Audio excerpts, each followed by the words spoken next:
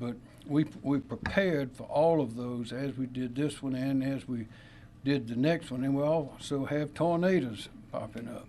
But one thing different about this one was that we knew it was going to hit the upstate harder than usual, and it really did. Fortunately, we were prepared.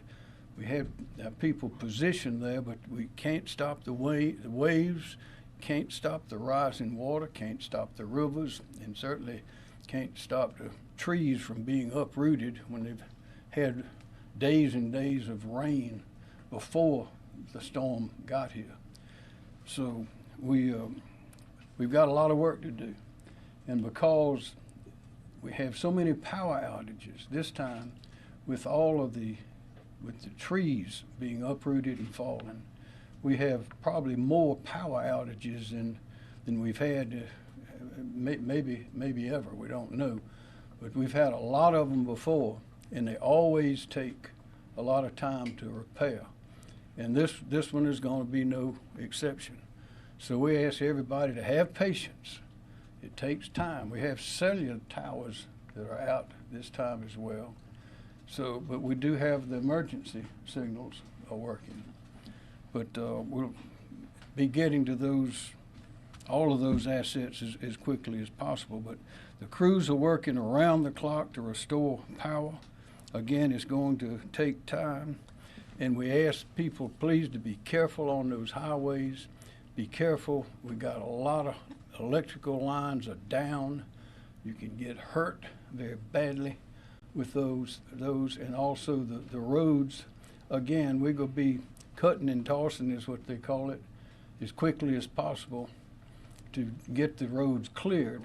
But there's going to be debris and logs and limbs on the sides of the roads, squeezing those roads, some of them for some time till we can get it all taken out of the way. So this is one that's going to take some patience because we have so much power that's out, and we have the executives from the power companies here to provide more details on that for the people. Now I'd like to ask John Quagliarello, the National Weather Service, to provide some details. Thank you, Governor. John Quagliarello with the National Weather Service.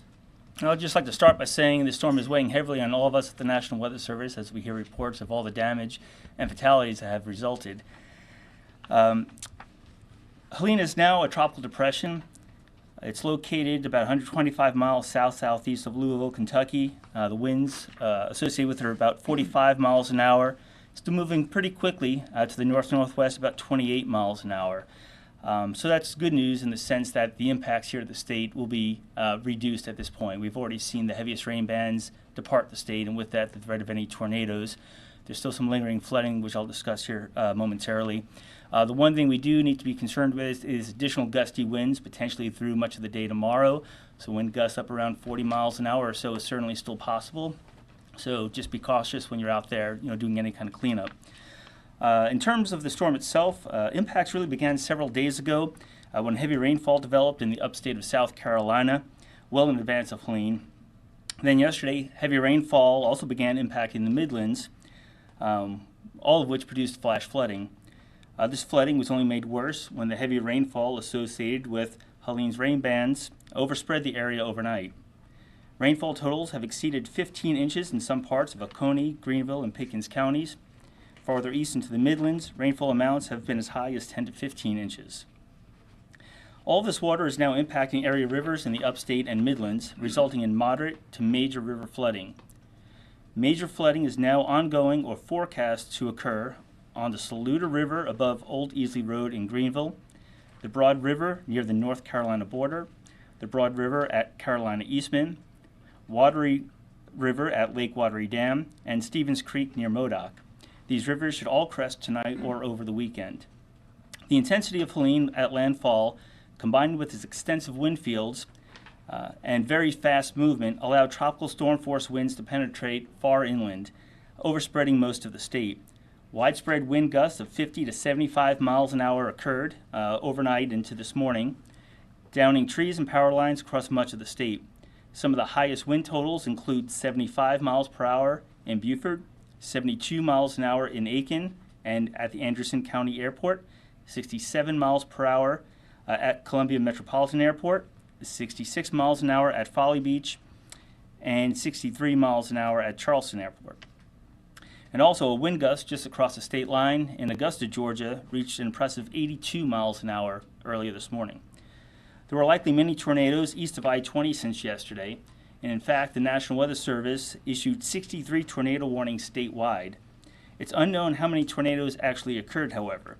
The National Weather Service will have survey teams out over the next several days assessing the damage, but it will be difficult as there were overlapping tornado tracks, so we had multiple tornadoes keep moving across the same area potentially. And it's also going to be hard to determine whether damage that we see out there is a result of just the strong tropical storm force wind gusts or if it was an actual tornado. So that's going to take some work and investigating on our part. And then finally, we'd urge everyone to use caution while cleaning up and recovering from the storm.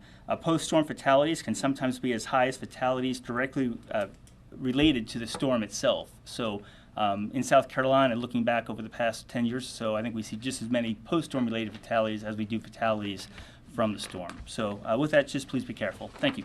Thank you, John. Secretary Powell. Thank you, Governor. SCDOT has been actively responding to Helene. We have 2,300 employees that are currently working on 24-hour operations that began at 8 a.m. yesterday.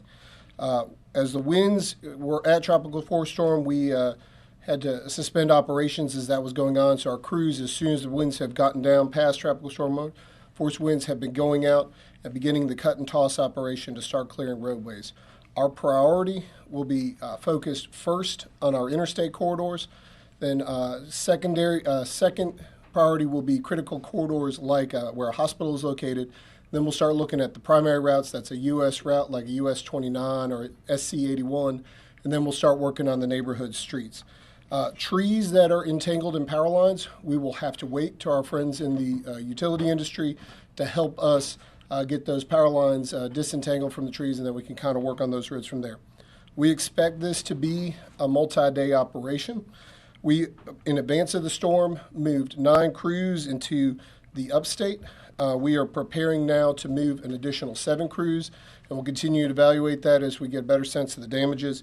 We also have 30 contractor debris removal crews that are coming on the ground as well to help expedite that cut and toss operation.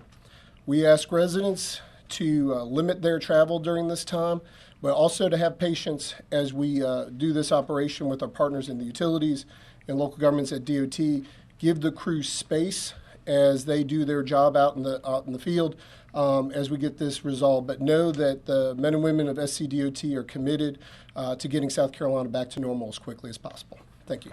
Thanks, Secretary Powell. Director Kim Stinson, the South Carolina Emergency Management Division. Thank you, sir. Kim Stinson, State Emergency Management Division. The State Emergency Operations Center is at OPCON 1, which is our highest readiness state. Priorities here at the State Emergency Operations Center are maintaining communications, road clearing, and power restoration.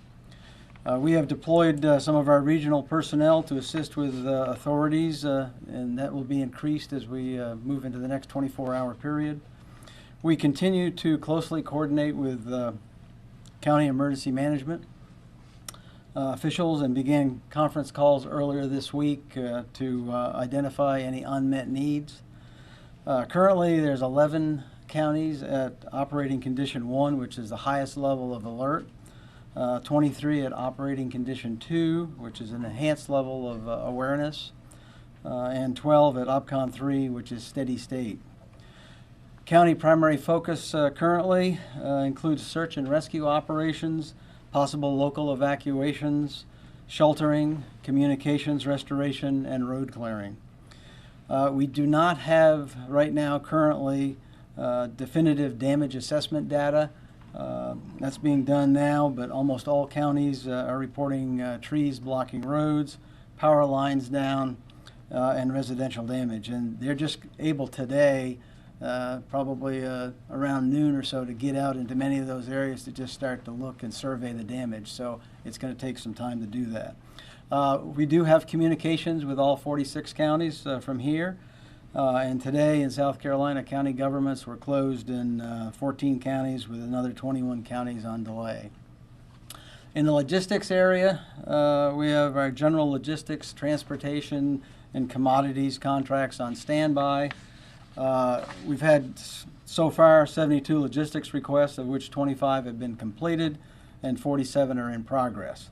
And the requests range from shelter support to debris clearance. We're also requesting search and rescue teams from both the federal government and from other states under the Emergency Management Assistance Compact. On the federal side, we have an embedded federal FEMA liaison officer here at the State Emergency Operations Center, and our federal coordinating officer for this particular event is en route to this area. Request for federal emergency declaration for direct federal assistance and emergency protective measures, which allows limited reimbursement short of a major disaster declaration, was approved last night. And as the storm moves South Carolina, residents must continue to be aware of the possible dangers. We've already talked about some of them. All of us must stay vigilant as the high waters, rather at the high winds and the flooding continue. In particular, staying away from flooded areas is very important, and avoid taking any unnecessary risks. It is also very important to stay connected with reliable sources for updates. Misinformation can be as dangerous as a storm itself, so please rely on those official channels, including your local emergency management offices for accurate information. And then lastly, our website at scemd.org and also our South Carolina Emergency Manager app are excellent sources of information. Thank you, sir. Thank you. General Van McCarty, South Carolina National Guard. Major General Van McCarty. Currently, we have approximately 115 soldiers on state active duty. Those initial soldiers were brought on to support rescue operations if we needed that in the western part of the state, primarily with the use of high water vehicles. We're currently transitioning to a recovery effort, bringing on engineer assets that will be working with the Department of Transportation to help clear the roadways. We're in good shape as it relates to our aviation assets. We have 2 helicopters that are currently available to support HART operations. That's the helicopter aquatic rescue teams. We also have heavy lift helicopters if we have to move commodities. We'll be assessing the need to bring in additional assets from other states, or the ability to assess to bring in assets off of active duty. Right now, the National Guard here in South Carolina is in great shape to support recovery operations. Thank you, General. Director Robert Wood, South Carolina Department of Public Safety. Thank you, Governor. Rob Woods, Director of South Carolina Department of Public Safety. Currently, SCDPS has 236 Highway Patrol troopers and state transport police officers assigned to the traffic incident portion of the response. Most of those traffic incidents at this point have been either collisions or trees in the roadway. We'll have 152 officers and troopers assigned to the night shift tonight. Just to give you an idea as to what our calls for service volumes look like over the first operational period, which was 6 p.m. last night till 6 a.m. this morning, we had 1,279 calls for service. And again, the vast majority of those were either collisions or trees in the roadway. That compares to 519 during the same period of time last year. I just want to leave you with a couple of traffic safety recommendations as we move forward. Of course, where there is flooding, avoid going across flooded roadways. Look out for downed trees and power lines. Don't drive around barricades where you see barricades that have been positioned. And then lastly, of course, we've got a lot of traffic signals with the power being out that are not working. If you come up on a traffic signal that's not working, treat that just like you would a four-way stop. So if you're coming up on a four-way stop at a stop sign, you'd yield to the driver on the right. If no any questions, Governor, that's all I have, sir. Thanks, sir. Chief Mark Keel, SLED. SLED Chief Mark Keel. All of our regional captains have been in contact with our sheriffs throughout the state to determine if there were any needs that they may have for law enforcement support. The PD Low Country, Midlands, and Piedmont captains have reported what we already know, power outages and trees down and power out throughout the state. We currently have 15 officers assigned in ESF 13, have 15 officers assigned that are assisting law enforcement. Those are in Aiken County, Lancaster County, and here in Richland County. We have also have aviation unit that will be prepared to provide transportation to DOT to do assessments as soon as the weather permits. And we're staying in contact with all of our law enforcement partners as we anticipate that as recovery goes on, that they will be requesting assistance for patrol and for additional support to backfill those shifts. That's all I have at this time. Thank you, Chief. Director Mike Leach, Department of Social Services. Good afternoon, Governor. Mike Leach, Department of Social Services. Our mass care teams, county emergency teams, volunteer organizations, partners such as Red Cross and Salvation Army are working side by side with our counties to support shelters for those displaced by the storm. Our agency is continuing to support our everyday mission for South Carolina's most vulnerable populations. Currently, South Carolina has 6 open shelters, 1 shelter in Lawrence County, 1 in Orangeburg County, 1 in Oconee County, 1 in Pickens County, 1 in Saluda County, and 1 in Spartanburg County. We are prepared to open more locations at county requests as they assess damages to people's homes and find displaced populations. Likely there will be additional shelters opening over the next 24 to 48 hours, so please check with your local emergency managers or go to www.scemd.org or download the SC Emergency Manager app to find a location near you. We do have a few counties who are in the process of identifying locations to support affected citizens by power outages, so please check back on the SCEMD's website when they do open. Thank you. Thank you, Michael Leach. State Fire Marshal Jonathan Jones. Good afternoon, State Fire Marshal Jonathan Jones. All 6 of our South Carolina urban search and rescue teams are currently operating in the upstate. Our firefighter mobilization system, which is a statewide mutual aid system, has filled requests for swift water rescue teams in upstate counties. And we're also working to fill resource requests for additional fire engines and crews to supplement local fire departments in upstate counties. We've requested, as Director Stinson mentioned, additional urban search and rescue teams from other states through the Emergency Management Assistance Compact and through the federal urban search and rescue system through FEMA.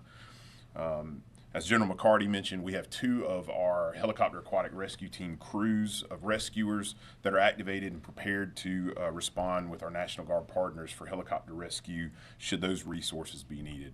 Our incident support team out at State Fire is fully activated and helping to manage and coordinate search and rescue resources across the state as those issues arise and requests are processed.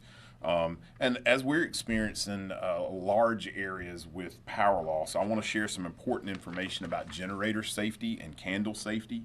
First of all, and I can't reiterate this enough, never run a generator inside your home. If you're using a portable generator, please make sure that you have either battery operated or battery backed up carbon monoxide alarms in your home. Before refueling a generator, please shut down the generator and allow it to cool. And make sure that you keep the generator at least 20 feet from doors, windows, and vent openings because carbon monoxide can make its way into the home even when the generator is outside if it's near openings into your home. Never use a generator in an attached garage because, again, carbon monoxide can build up and work its way from the attached garage into your home. If you're going to use candles for auxiliary lighting, first of all, make sure you check your smoke alarms before lighting any candles and make sure that those smoke alarms are working. Never leave those candles unattended.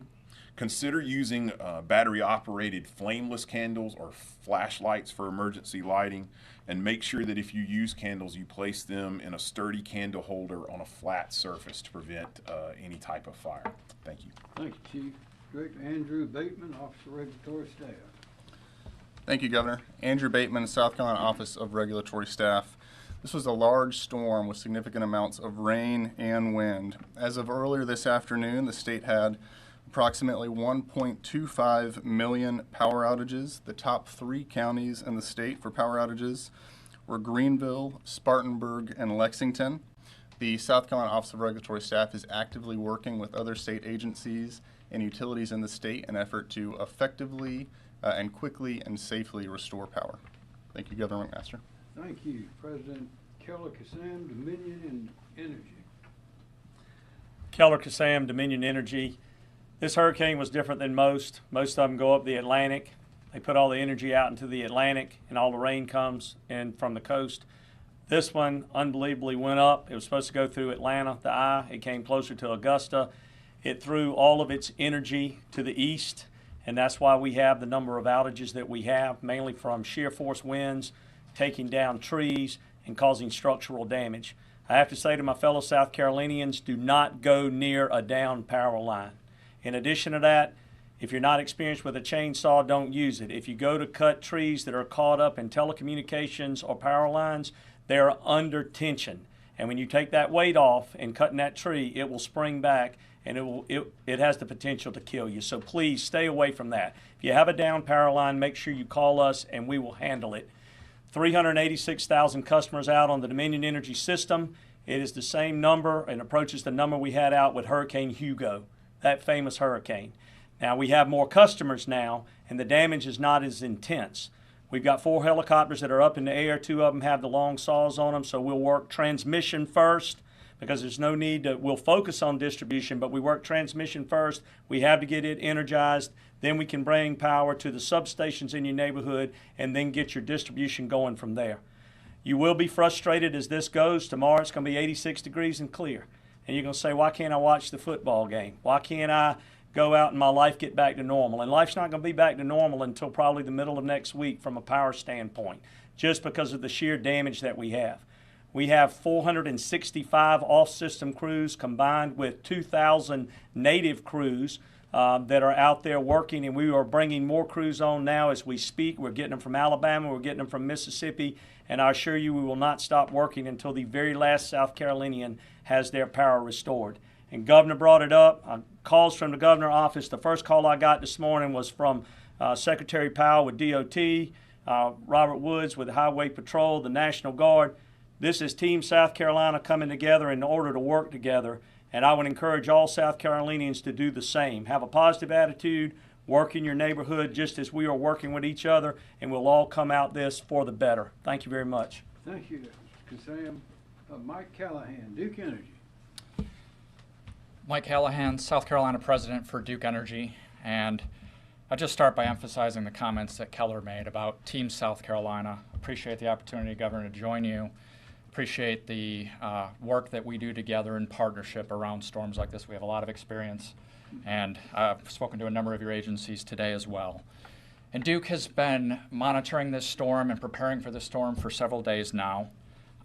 We have about 11,000 skilled workers on the system ready to work. We have damage assessors, tree crews, and line technicians from 18 different states and as far away as Canada prepared to respond to these outages.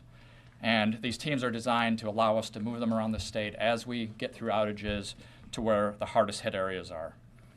I will say that this storm has caused significant and perhaps historic damage to the Duke Energy system. In counties like Greenville, Spartanburg, and Anderson, we had nearly 100% of our customers that experienced an outage. And based on our initial damage assessments, we know that we will have customers out for several days, similar to what Keller mentioned for the Dominion Energy system. As of noon today, we had about 633,000 customers still without power, but we have already begun those restorations and have gotten ahead of 77,000 customers already restored as the system has moved out and as it allows us to do so safely. I will close by saying we know how disruptive a storm like this is to our customers. We understand that electricity is essential to your daily lives, and we are fully prepared to respond as quickly and as safely as we can, and we will not stop until every customer has been restored. So, thank you. Thanks, Mr. Callahan. CEO Jimmy State, Santee Cook. Excuse me. Thank you, Governor. And first, I'd like to start by thanking all of the utility crews, not just Santee Cooper's team, who of course I'm proud of, but all of the utility crews that are out responding right now. It's important during these types of emergencies that they work safely, and they have to date, and so we look forward to that. We started preparing for this storm earlier this week, began bringing in additional crews from out of state to help us, and we deployed those folks throughout the system. We started seeing the first level of damages yesterday afternoon. We were able to deploy our crews, and they worked overnight safely and continued to restore service. But just to give you an idea of where we are from a generating perspective, all of our generating units are working the way that we expected to. I will tell you the team in Anderson County had to cut their way into the Rainy Station, but they successfully made it. On the transmission front, you all know that Santee Cooper has a very extensive electric transmission system throughout the state. It's what enables us to serve municipalities and mostly the cooperatives in the state. That has been the most impacted by this storm. So we have had 48 transmission lines impacted, and that is about 116 delivery points to municipals and cooperatives across the state. As of noon today, we've restored service to half of those points, so we're down to about 58 points that are left. Our priority, first and foremost, is to operate safely, but secondly, it's to stabilize the transmission grid by working first on the highest voltage lines and then move down the line, very similar to what Keller was talking about. We are continuing to assess the damage on the system, but we know that we have 11 broken structures. We have 4 helicopters in the air. 2 of those are equipped with the long saws that Keller talked about so that we can immediately get the trees off the line and begin restoring service as quickly as possible. Now, Mike Callahan mentioned this is a different hurricane than what we've experienced. Normally, Santee Cooper's territory in Horry, Georgetown, and Berkeley County is directly affected because it comes off of the Atlantic. That was not the case this time. So our distribution business was not significantly impacted. Total of 6,200 customers, all but 80 of those have been restored. So again, like everyone else that's been up here, please be careful out there, stay away from power lines, and if you see a down power line, please give us a call. Thank you. Thank you, Jimmy Stevens. President and CEO Rob Hostetler and Central Electric Power Co-op. Thank you, Governor. Rob Hostetler, representing the 19 electric cooperatives of South Carolina. The electric co-ops were hit extremely hard by this morning's storm. The restoration process really is going to take place across a large swath of South Carolina. It's going to take days, perhaps well into next week. It is not hours. Hurricanes like Hurricane Helene knocked out power to 425,000 electric cooperative consumers. That's just less than half. As of about an hour ago, last time I checked, about 380,000 of those consumers are still without power. This storm snapped several hundred poles, yanked down lines, and damaged not just distribution systems, but as Jimmy and Keller said, the transmission lines and other critical infrastructure. The transmission lines are what I like to think of as the interstate system delivering power. As a result, dozens of substations, delivery points that Jimmy calls them, those are like the exits off of the interstate, are without power and out of commission. And so we've got to get the interstate, the transmission system running, and then the delivery points back up. For some of our co-ops, particularly those in the upstate and along South Carolina's western border, our folks are on the ground are saying this is the most destructive storm they've ever seen. Some of those people have worked for 40 years in the business. They've been through the 2014 ice storm, through Hurricane Hugo in '89, and they're saying again, this is the worst they've ever seen. A handful of our co-ops saw almost their entire system drop off. 98% of their consumers were without power early this morning. We're in the early process of assessing the damage, but it's substantial. It's bad. We are still early in the process, but we have co-op crews working across the state to restore power. We've called in help from places across the country, mostly in the southeast. We expect to be working around the clock this weekend and well into next week to restore power. Keep in mind, our co-ops serve some of the most rural areas and rugged parts of the state. In order to safely restore power, our crews have to inspect every mile of line, and that takes time, so please be patient. Our materials and equipment suppliers, just like our crews, are having to cut their way in and cut their way out to get equipment to the places it needs to be. It takes time to do this safely.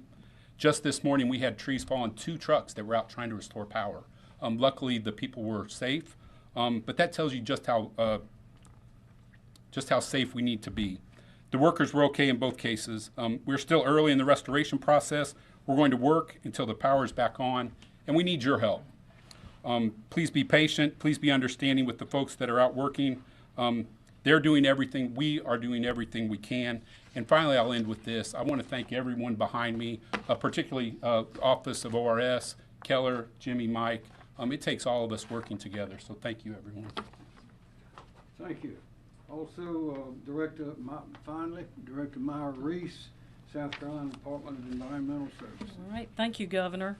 The team at Department of Environmental Services is working very closely with all of our state agencies and with county officials, and I wanted to share some of our priorities that we're looking at.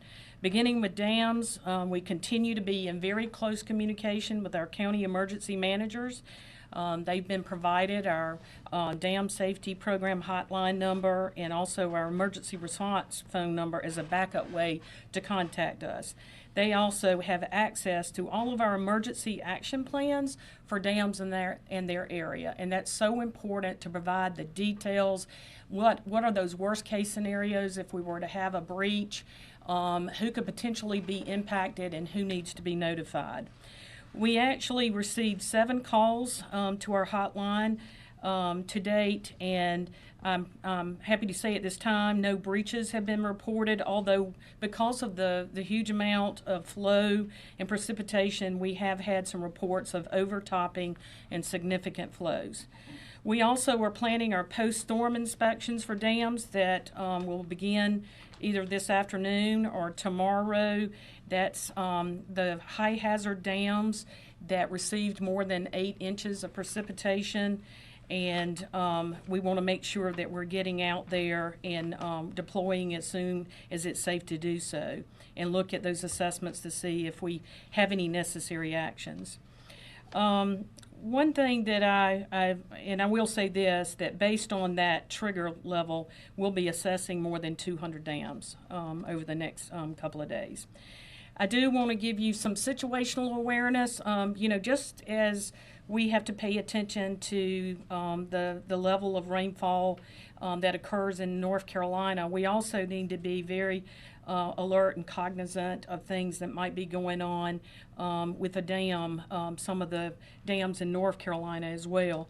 And just recently, we probably in the last couple of hours have heard from our colleagues up in North Carolina that they are watching very closely the Lake Lure Dam, and what they went ahead and did or doing in the process of doing is doing some evacuations. And so right after this press conference, Chief Kill, Secretary Powell, and I will be on the phone with the state of North Carolina. And what we're going to be talking about, I mentioned those emergency action plans.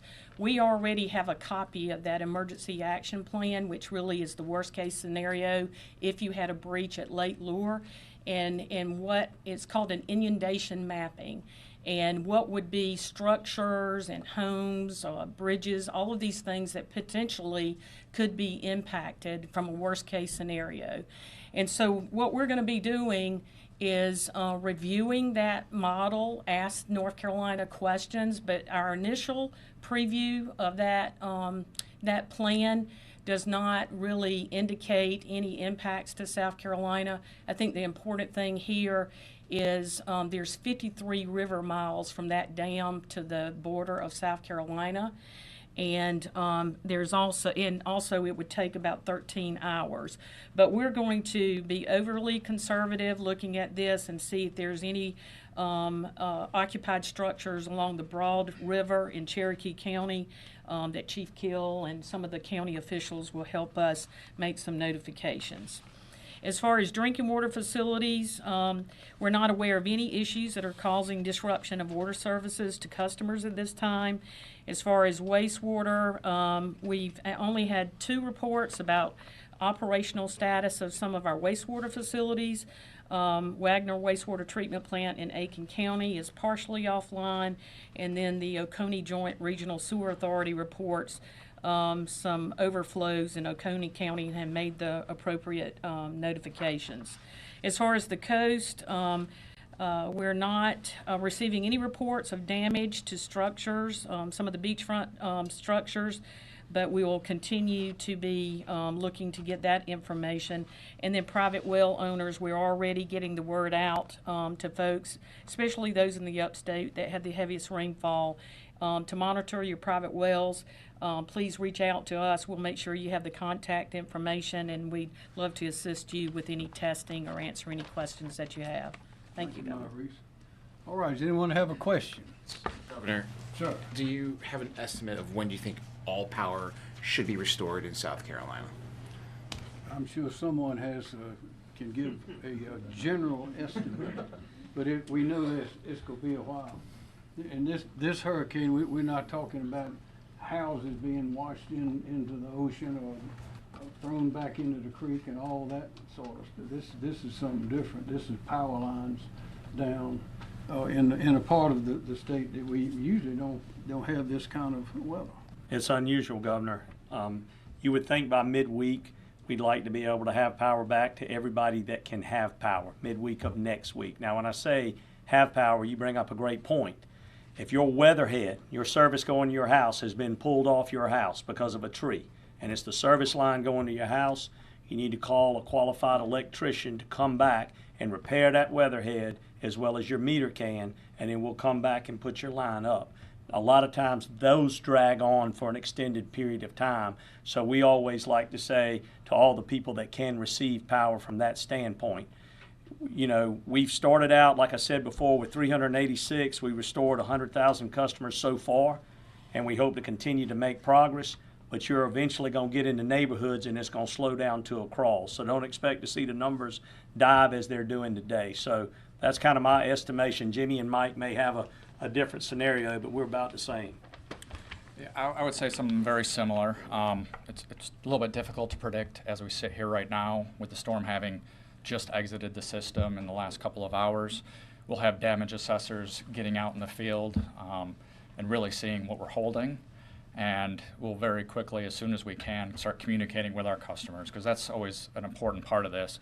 Customers want to know when are we expecting to get power back so that they can figure out and make plans for their lives. And so we'll be working as fast as we can, like I said, as quickly and safely as possible. But this will be a multi-day effort similar to our other utilities in the state. As I mentioned, historic levels of damage in the upstate. We're not used to, for the Duke Energy service territories, the PD, we often get storms of this magnitude. In the upstate, our customers there do not typically face this kind of damage, so it will take several days. And obviously, I would reiterate the same thing. We're a little bit different in that the damage to our system was mostly on our transmission system, and so we are working collaboratively with Rob Hostetler and the co-ops in the state, because we need to, as we restore those transmission lines, we need to do it in a thoughtful way and a safe way so that we know that the cooperatives are ready for that energy at that point in time. So we're going to work very closely with them. It's a very meticulous process, and so we too expect it's going to be a multi-day event. Yes, sir. I would just add one thing. That's an exceptional question, hard to answer until you've done your assessment. And so we're all in the assessment phase right now. And with the amount of trees that are down, it's hard to get the assessment done. But know that that's what we're working on as we're trying to restore power, is get an assessment, and probably a better question for a later time. Next question. On the power front, is there any concern? I know you've got crews coming in from out of state in different areas, but is there any concern on supplies as far as replacement components, transmission line, anything like that? Is that something you folks stockpile for a situation like this, or do you have to bring those in? We do. We have what we call our storm kits. And so we go ahead and they're palletized. They're in our storeroom. They're set off to the side. We plan for this 365 days out of the year. And so they are quickly put on, has the very common fuses, wire, repair fittings, the whole 9 yards. They're already palletized, put on the 18-wheelers, head out of Columbia from our main storeroom and go to all of the crew quarters that we have throughout South Carolina. That's just experience that we've gained, and that really helps us from that standpoint. So not concerned about material at this point. And I would say the same for Duke Energy.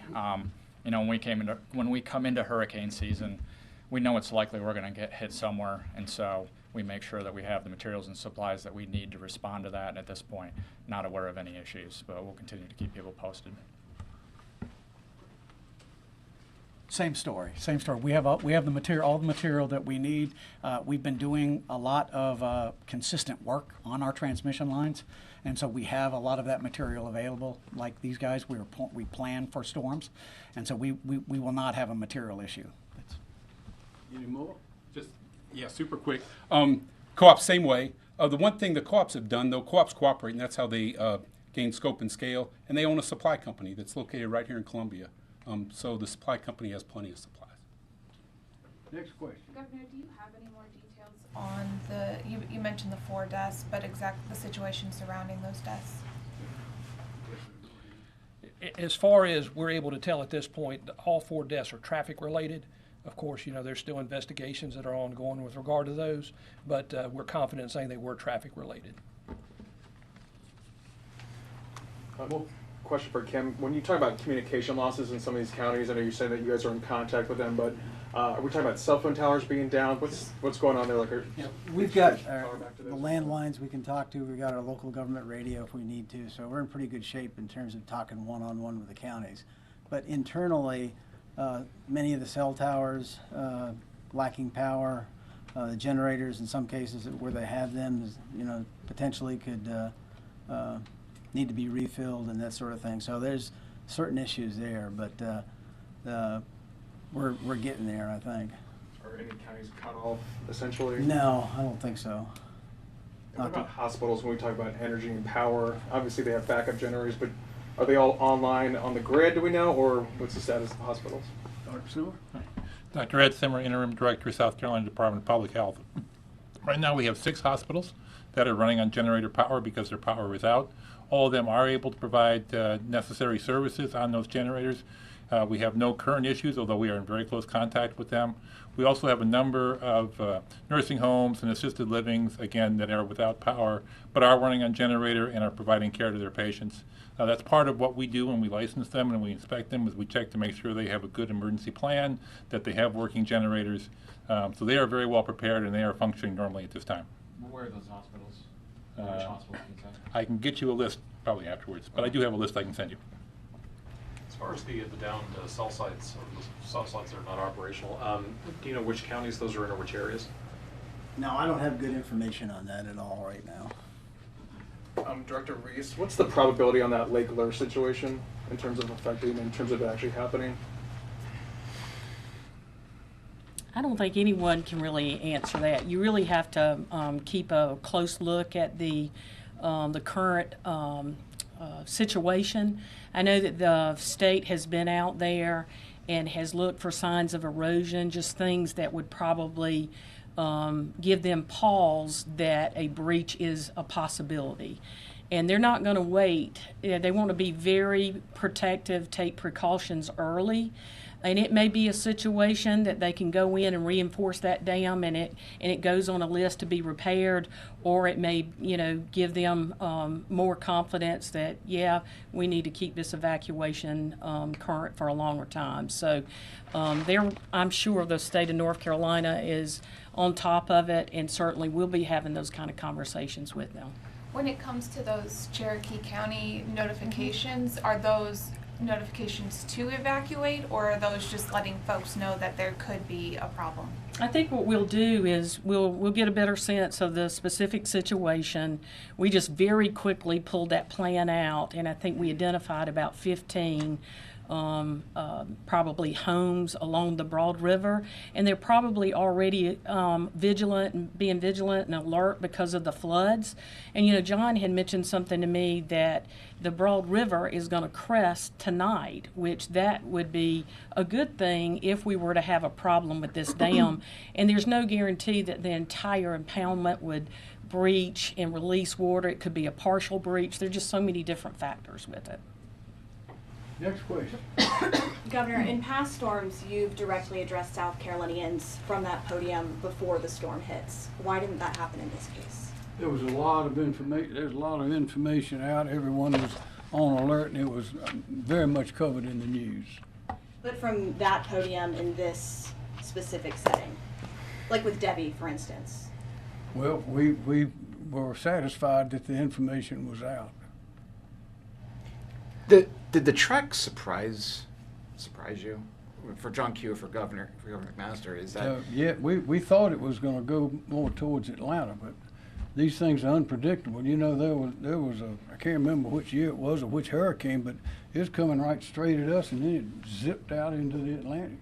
And others have come towards us and then turned and go to North Carolina. This one was headed slightly away and then turned right into us when it got inland. And that turn happened overnight, right? Yes. Yeah, it was. I mean, we never know where they go. That's why we pre-position people all over the place to where it is likely to go in order to be able to respond immediately without having to move things after it happens.